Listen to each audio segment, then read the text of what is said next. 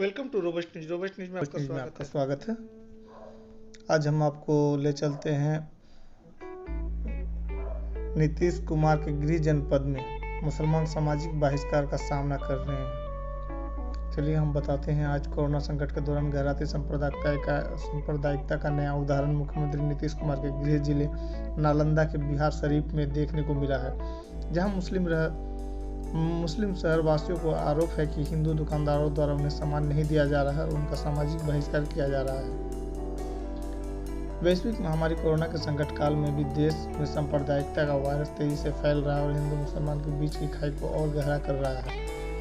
देश के कई हिस्सों में मुसलमानों के साथ दुर्व्यवहार की घटना के सामने आने के बाद इस बार सांप्रदायिकता के इस वायरस की दस्तक बिहार के एक हिस्से से सुनाई दे रही है।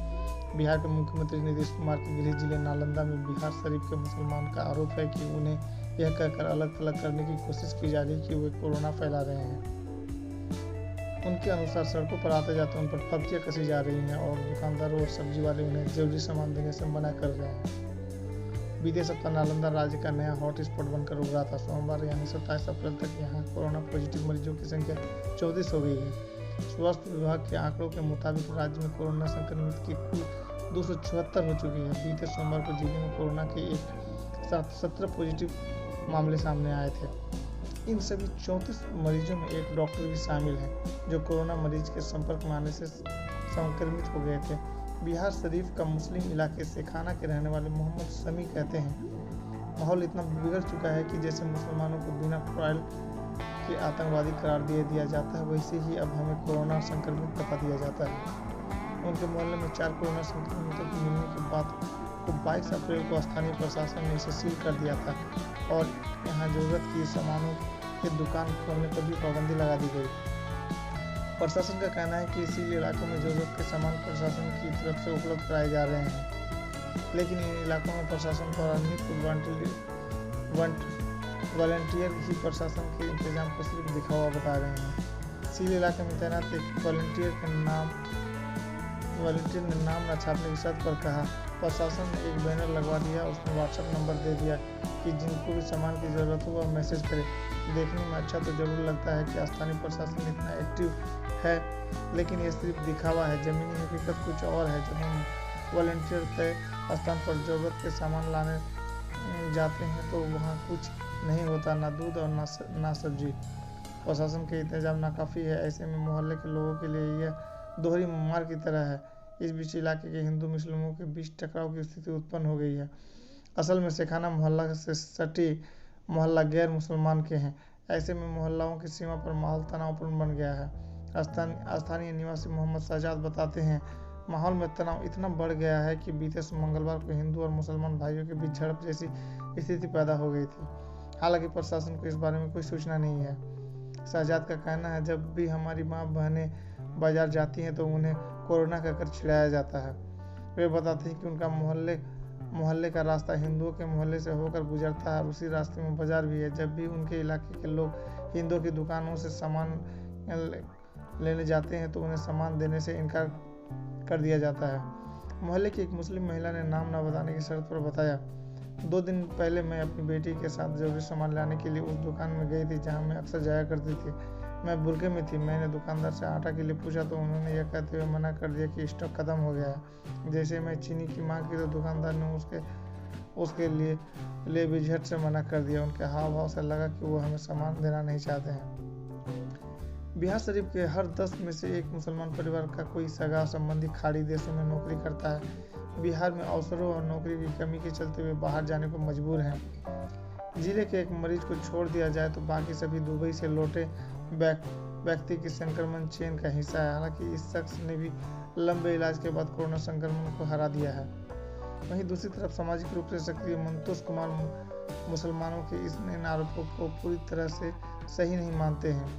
राष्ट्रीय स्वयंसेवक संघ RSS से जुड़े मंतोष कहते हैं, यह बात सही है कि मुसलमानों को कुछ परेशानियां हो रही है क्योंकि जिले के अधिकतर कोरोना मरीज मुसलमान हैं।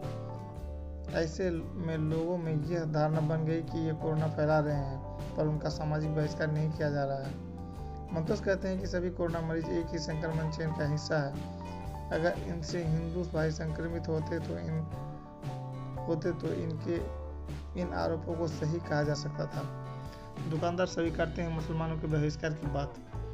मंतस की बात के उलट, मैंने बिल्कुल उनका उल्टा, हिंदू दुकानदारों ने भी इस बात को स्वीकार किया कि उनके पास सामान होते हुए भी वे मुसलमानों को इसके लिए मना कर रहे हैं। उनका मानना है कि मुसलमानों से उन्हें संक्रमण का खतरा है।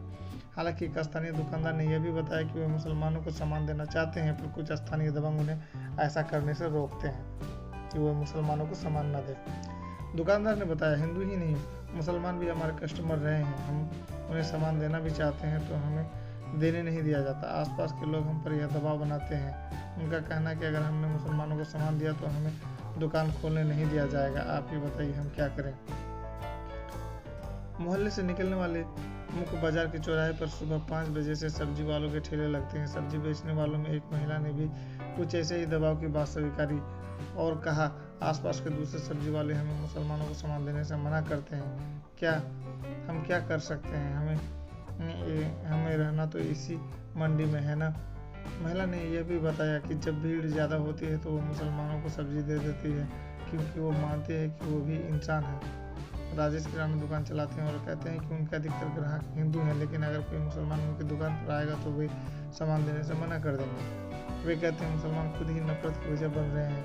आप देखिए कि मुस्लिम इलाकों में स्वास्थ्य कर्मियों का बहिष्कार किया जा रहा है। उन्हें यह लगता है कि सरकार एनआरसी के लिए उनसे पूछताछ कर रही है।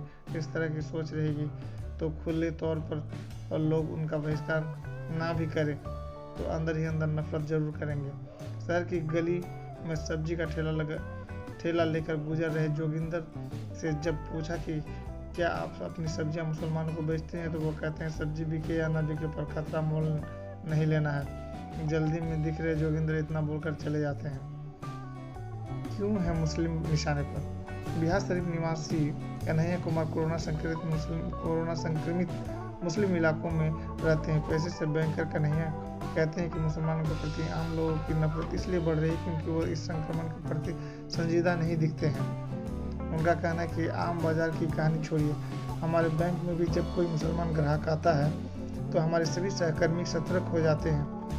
एकाएक डर का माहौल पैदा हो जाता है। क्योंकि हम बैंकर हैं और सरकार के नियमों से बंधे हैं, हम उन्हें मना नहीं कर सकते। इसलिए हम कोशिश करते हैं कि जल्दी से उनका काम निपटा दिया जाए ताकि वे चला जाए। उनके जाने के बाद हम अपने ब्रांच को सैनिटाइज करते हैं। कन्हैया कुमार बताते हैं कि बिहार शरीफ में इक्का दुक्का मरीज को छोड़कर सभी मुसलमान हैं और ऐसे में ये डर लाजिमी है। आखिर सवाल जिंदगी और मौत का है। एक अन्य स्थानीय राजेश कुमार कहते हैं, हमें चीन और अमेरिका से मतलब नहीं है। एक अन्य स्थानीय राजेश गुप्ता कहते हैं, हमें चीन और अमेरिका से मतलब नहीं है, पर यहाँ कौन फैला रहा है यह बीमारी।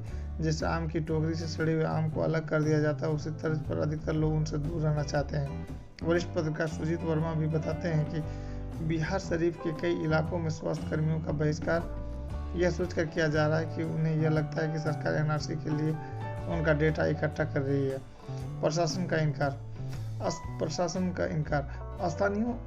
स्थानीयों की इतनी शिकायतों के बावजूद प्रशासन इनसे अब तक अनजान है। उनका कहना है कि उन्हें इस तरह की कोई शिकायत नहीं मिली है।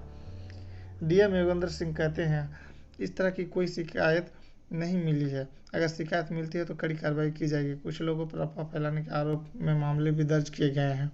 क्या मीडिया फैला रहा है नफरत?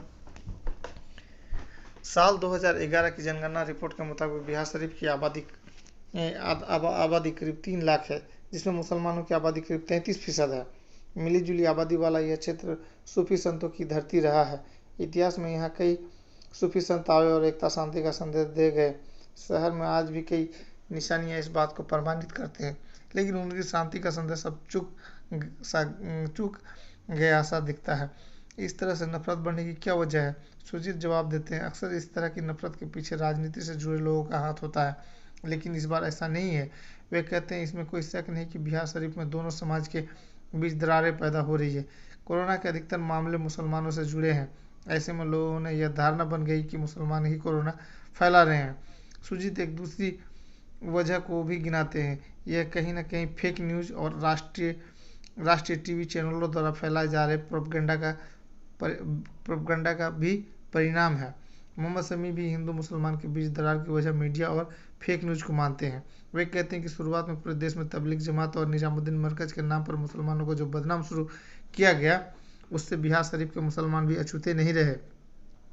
समी आगे कहते हैं, मीडिया वालों ने मुसलमानों के मोहल्लों को बदनाम किया है, हमें मरकज से जोड़ा जाता है। उनके इन आरोपों पर दूसरे मोहल्लावासियों ने भी सहमति जताई। एक अन्य ने कहा, आज से कुछ 10-12 दिन पहले मुसलमानों के मोहल्ले से स्थानीय मरकज से जुड़े 5 लोगों को शक की बुनियाद पर प्रशासन उठाकर ले गई थी। तब टीवी चैनलों में यह दिखाया गया कि बिहार शरीफ राज्य का निजामुद्दीन बन गया है। क्षेत्रीय टीवी चैनल उन्हें संक्रमित बता रहे थे, जबकि उन्हें सिर्फ जांच के लिए ले जाया गया था। बाद में जांच में सभी के सैंपल नेगेटिव पाए गए। यानी कि वहाँ के न्यूज़ चैनल वाले वहाँ के मुस्लिमों के बारे में झूठ न्यूज़ दिखाया, वहाँ के लोकल न्यूज़ पत्रकार। समी कहते हैं, फेक न्यूज़ तो फैला दिया गया, लेकिन बाद में जो सच्चाई सामने आई उसे दिखाया नहीं गया, जिसने हमारे हिंदू भाइयों में अंदर शक और संदेह पैदा किया। मोबाइल पर भी फेक न्यूज़ वाली वीडियो खूब सर्कुलेट किया गया। नफरत भरे माहौल के बारे में सुजीत रिपोर्टिंग के दौरान का अपना एक अनुभव साझा करते हैं। एक हिंदू मोहल्ले में कुछ स्वास्थ्यकर्मी जांच के लिए डोर टू डोर कैंपेनिंग कर रहे थे। एक हिंदू युवा ने स्वास्थ्यकर्मियों को चाकू लेकर खदेड़ दिया और कहा कि जाओ पहले मुसलमानों के मोहल्ले में जांच करो। क्या बिहार शरीफ में हुआ था तबलीगी जमात का जुटान? मार्च की 13 और 14 तारीख को शहर के एक स्थानीय मरकज में तबलीगी जमात से जुड़े लोगों का जुटान हुआ था। हर 3 महीने में राज्य के विभिन्न जिलों में इसका नियमित जुटान होता है। इसके 8 दिन बाद 22 मार्च को प्रधानमंत्री नरेंद्र मोदी के द्वारा जनता कर्फ्यू का आह्वान किया गया था। उस दिन कोरोना से राज्य में हुई पहली मौत के बाद बिहार सरकार 8 दिनों के लिए लॉकडाउन की घोषणा करती है। बिहार शरीफ स्थित जाम मस्जिद के सचिव मीर अरशद हुसैन कहते हैं, दिल्ली के निजामुद्दीन का मामला आने के बाद स्थानीय अखबार हमारे जुटान को दिल्ली के मरकज से जोड़कर देखने लगे और इस बारे में खबर छापने लगे। वे कहते हैं, बिहार शरीफ के मरकज में हुए जुटान का दिल्ली के जुटान से कोई लेना देना नहीं था। यह राज्य का जुटान था। महज नाम सामान होने के चलते स्थानीय अखबारों में हमारे बारे में गलत सूचना दी गई और सनसनी फैलाई गई। मुसलमानों के सामाजिक बहिष्कार का अपना निजी अनुभव साझा करते हुए हुसैन कहते हैं कि ऐसा हो रहा है, लेकिन इसमें सभी हिंदू भाई शामिल नहीं है। वे बताते हैं, हमारे इलाके में कुछ दिन पहले कुछ दुकानों में भगवा झंडा टांग दिया गया और यह संदेश देने की कोशिश की गई थी कि उन दुकानों में से मुसलमानों को सामान नहीं मिलेगा, लेकिन कुछ हिंदू भाई ऐसे भी हैं जिनके साथ उठना बैठना हुए मदद के लिए तैयार रहते हैं। हुसैन आगे कहते हैं, जब तक मीडिया अपनी मानसिकता नहीं बदलेगा तब तक ऐसे हालात पनपते रहेंगे। आप देखिए कैसे सुबह से रात तक टीवी पर हिंदू मुस्लिम होता रहता है। आखिर दिन भर एक ही चीज़ सुनते देखते रहेंगे तो परिणाम और क्या हो सकता है। जिले के शिक्षक और समाजसेवी विकास कुमार मेघल कहते हैं कि वक्त के साथ हम कोरोना पर जीत तो पा लेंगे, पर इस दौरान जो नफरत के बीज बोए गए हैं उसका असर भविष्य में देखने को मिल सकता है। विकास कहते हैं, प्रशासन इस दिशा में काम कर रहा है और अफवाह फैलाने वालों पर कोई कार्रवाई की जा रही है, लेकिन आम लोगों को शहर और जिले में शांति बनाने के लिए समुदायों को मिलकर काम करना होगा। हुसैन भी मानते हैं कि कोरोना संकट काल खत्म होने के बाद दोनों समुदाय के लोगों को सड़कों पर आना होगा और शांति का पैगाम देना होगा। खबर कैसी लगी, चैनल को सब्सक्राइब करें। Welcome to robust news. Robust news में आपका स्वागत है। चलिए, लॉकडाउन में आपको हम कुछ नज़ारा दिखाते हैं जो आपको भी बहुत दिन तक याद रहेगा। तो पहला तस्वीर को आप देखिए और पहचानने की कोशिश कीजिए। क्यों दुकान खोल के रखी थी? लेना आया मेरी। खली नहीं है, पूरी दुकान खोल, खली के लिए तो उधर दुकान खोलने की क्या जरूरत थी? और ये क्या हो गया? क्यों? आपने ध्यान दिया कि उस दुकानदार की हालत क्या हुई? चलिए, अगर आपने और ये क्या हो ध्यान नहीं गया? दिया तो हम दोबारा उसको दिखा रहे हैं। बाथरूम क्यों कर दी? लग गए, क्या करें? लग गई।